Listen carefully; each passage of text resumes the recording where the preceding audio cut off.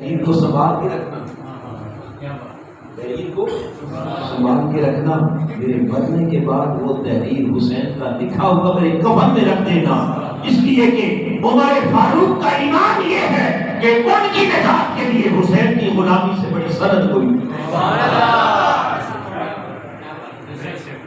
ان کی نجات کے لیے حسین کی غلامی سے بڑی، ارے جو ان کی غلامی برداشت کرنے والے، جو ان کی غلامی کی سند مانگتے ہیں، ان کی شان تو یہ ہے کہ اگر خط لکھے تو دریا چل پڑے، کیا شان ہے اس نواسہ رسول کی، اگر حسین اشارہ کرتے رب کی عزت کی قسم فرات چل کر حسین کے قدموں میں آئے،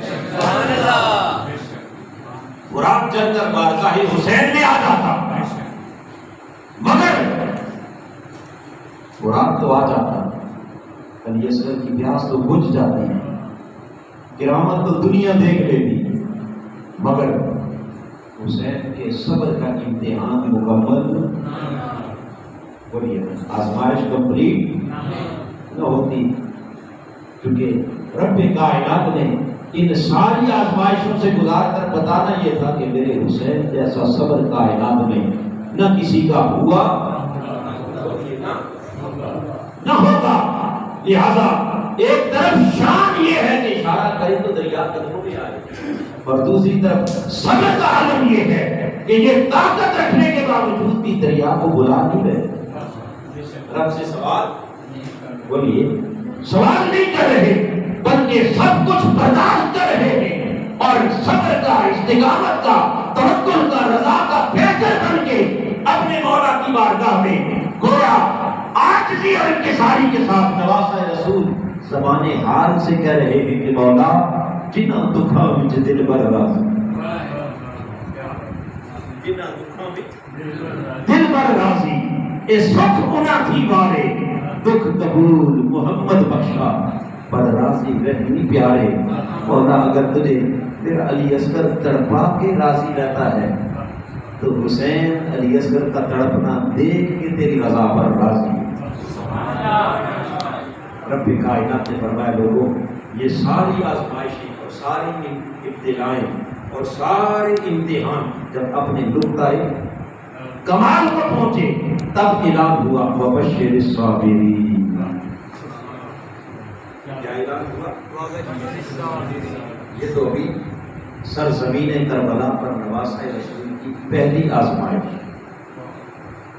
کیا کبھی فرات کے کنارے پہنچے تو یہ تو پہلا امتحان، پانی کی بندش، اور اس کے بعد پھر مسلسل آزمائش، بہتر پہ امتحانات، معصوم کا اپنی ہاتھوں میں ذبح ہو جانا یہ بھی چھوٹی آزمائش، جوان کا لاشا ہونا یہ بھی چھوٹی آزمائش، بولیے آنکھوں کے سامنے بھائیوں کا شہید ہونا، بھانجوں کا شہید ہونا، بھتیجوں کا شہید ہونا، بیٹوں کا شہید ہونا، کچھ نہ بچنا، کتنی بڑی بڑی آزمائشیں۔ حسین تیرے حوصلے کو سلام کہ تم نے ایک دن میں 72 جنازے اٹھائے،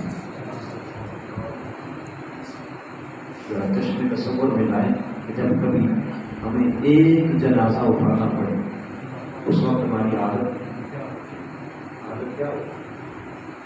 جس گھر سے ایک جنازہ نکلے اس گھر والوں کی کیفیت کیا ہوتی ہے، اور جس نے اپنے خاندان کے 70 جنازے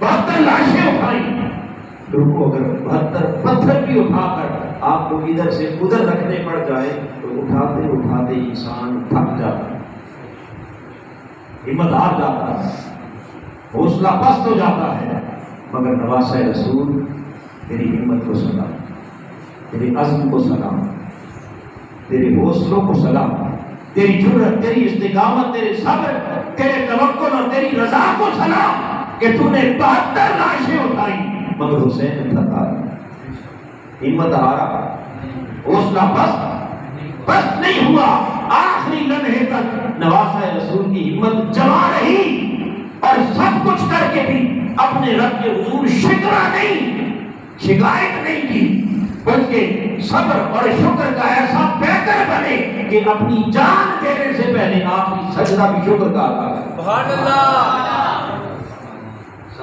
سے میرا کربلا کا کیا شکر ادا کیا. حاضرین محترم، جب صبر بھی کمال پر ہو اور شکر بھی کیا ہو کمال پر ہو، تب خالق کائنات کا قرآن کہتا ہے وبشر الصابرین. اب صبر والوں کے لیے کیا، انہیں خوشخبری سنا دو. ادھر صبر والوں کے لیے بشارت دی اور ادھر دوسرے مقام پر میں نے عرض کیا تھا کہ قرآن کہتا ہے ان اللہ مع الصابرین. خالی خوشخبری نہیں بلکہ ان صبر کرنے والوں کے ساتھ خود خدا بھی ہے. خدا کن کے ساتھ ہے؟ بولیے، صبر والوں کے ساتھ ہے.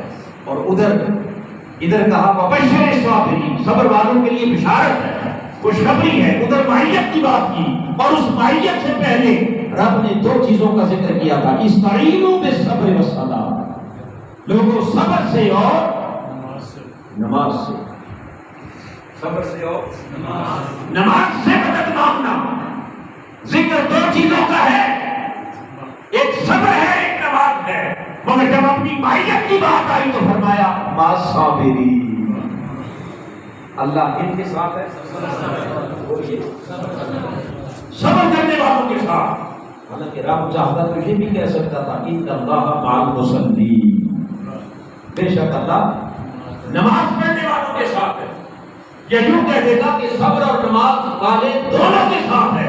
نہیں، اس نے کہا مع الصابرین، ان کے ساتھ ہے، صبر کرنے والوں کے ساتھ. کیوں؟ اس لیے کہ مشیت اس کی دیکھ رہی تھی، وہ عالم الغیب اسے خبر تھی کہ ایک مارکا ایسا بھی ہوگا کہ جس مارکے میں نماز پڑھنے والے تو دونوں طرف ہوں گے. نماز پڑھنے والے تو بولیے دونوں طرف ہوں گے. کیونکہ اس سے پہلے جتنے مارکے ہوئے تھے میرے مصطفیٰ کی حیات میں، جتنے مارکے ہوئے حق اور باطل کے، کفر اور اسلام کے، ایک طرف نماز والے ہوتے تھے اور دوسری طرف نماز کے انکار والے ہوتے تھے. ایک طرف مسلمان اور ایک طرف کافر ہوتے تھے. رب کی نگاہ اس عالم الغیب کی نگاہ قدرت تک رہی تھی کہ ایک مارکا وہ بھی برپا ہوگا جہاں ادھر بھی نماز والے ہوں گے، ادھر بھی نمازی، ادھر بھی نمازی، ادھر بھی اذانیں ادھر بھی اذانیں، ادھر بھی جماعتیں ادھر بھی جماعتیں. فیصلہ کیسے ہوگا؟ خدا کدھر ہے؟ رب نے کہا ان اللہ مع الصابرین. ایک طرف ظالم ہوں گے، ایک طرف صابر ہوں گے. لوگوں دھیان سے سن لو، اس دن میرا فیصلہ ہو جائے گا کہ خدا فقط نماز والوں کے ساتھ نہیں، خدا صبر والوں کے ساتھ.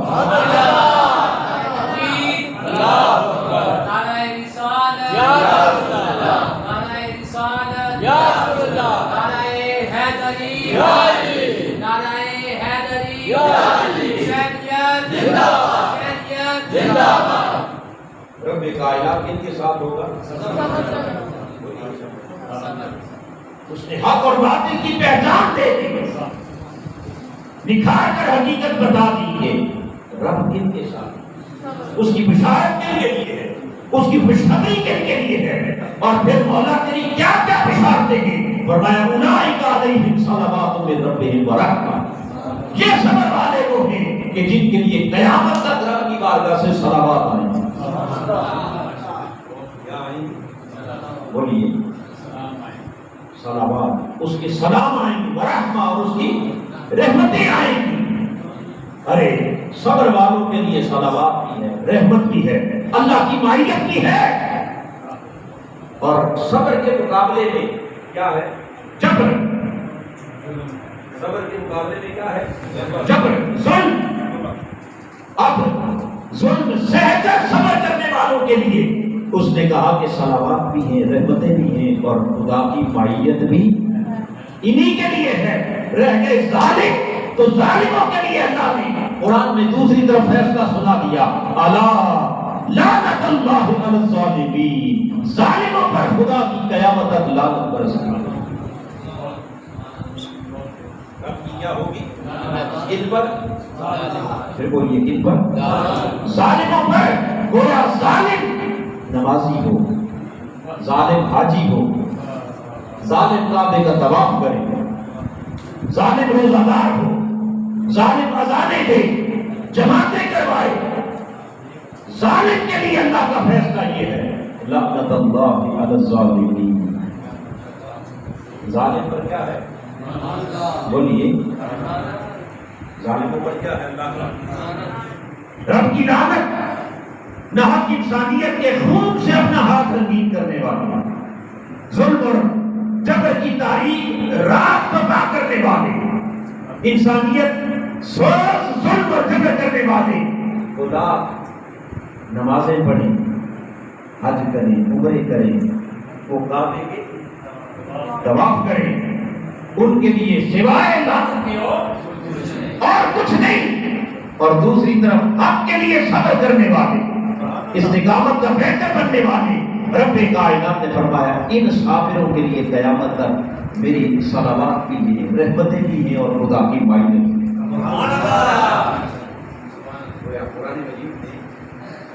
اس مارکہ کربلا کے لیے فیصلے کے ساتھ